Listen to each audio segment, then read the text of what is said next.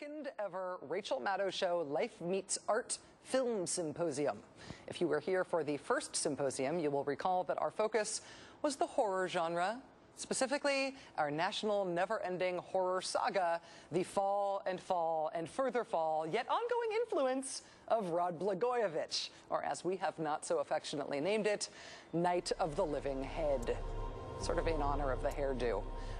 Night of the Living Head is back, believe it or not. Tonight's hypotheses about this and all horror series is that once you think you have killed the monster, it always comes back. And of course, in the horror genre, there's no such thing as a happy ending, just that moment where you think everything's going to be happy and then it turns out it's not. Fade to black. When we last checked in on our saga, the political zombie that is Rod Blagojevich was giving his post-impeachment media blitz. By our count as cinephiles, we think that was Night of the Living Head 7. After 6 compelling preceding features, Living Head 7 was totally straight to DVD. I mean, sure, there would be another sequel, but it would be confined to bargain bins at drugstores and truck stops. How wrong we ended up being about that. The series is back, it is on the big screen, and it is in wide release. This week, I'm telling you, the dirt stirred, the ground shook, and out of the freshly dug grave emerged Rod Blagojevich's middle finger. It's Night of the Living Head 8, the head haunting us from beyond the grave. While Blagojevich's political life was buried in the last episode, his political spawn remains. The monster's creation, full-fledged United States Senator Roland Burris of Illinois. He is now struggling publicly, very publicly, to remain undead. What we know now is that Senator Burris was already politically dead when he first graced our movie screens. We just didn't know it yet. All of the rest of this is the side drama of the governor's problems.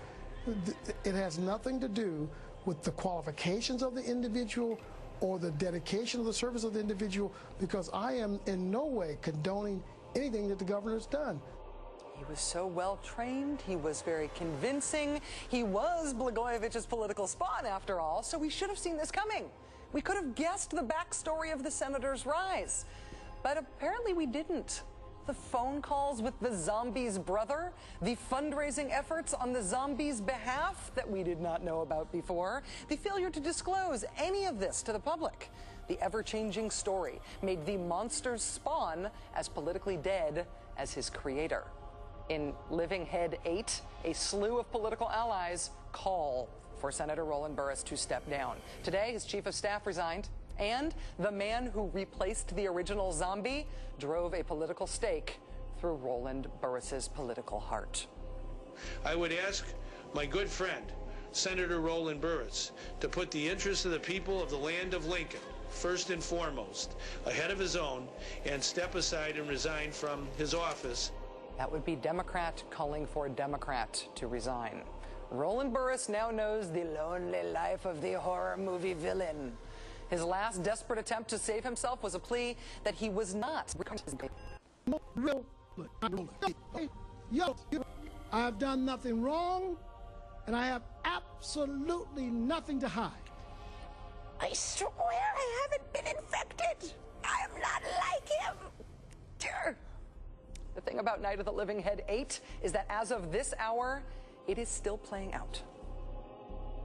It might be important for Senator Burris to take some time this weekend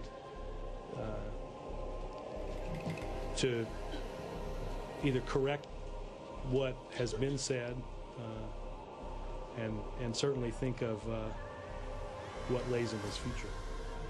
Exactly how this episode ends is anyone's guess, given what has already happened. It feels like Roland Burris has finished, but this is a zombie picture, so who knows? In retrospect, reviewing the 8 Living Head episodes, we shouldn't be surprised. Rod Blagojevich's corrupting touch was not going to die with his political career. That's not how horror movies work. The monster never dies, right?